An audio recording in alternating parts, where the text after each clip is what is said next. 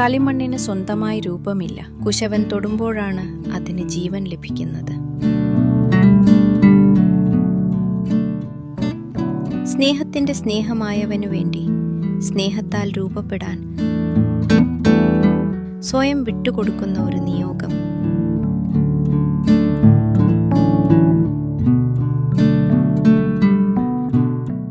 വിശുദ്ധ യൗസേ പിതാവിന്റെ തണലിൽ എളിമയുടെയും വിശ്വസ്തതയുടെയും കളിമണ്ണായി ഇതാ ഒരു പുതിയ സമർപ്പണം.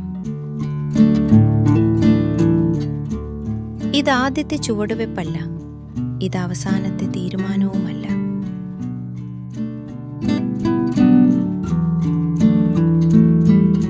ഇത് അവിടുത്തെ കരങ്ങളിൽ എന്നേക്കുമായി ഉടയപ്പെടാനുള്ള സമ്മതമാണ്.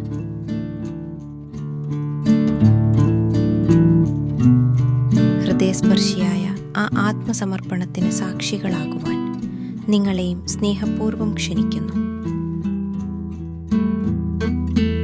കുശവന്റെ കയ്യിലെ കളിമണ്ണായി, സ്നേഹത്തിനായി മാത്രം.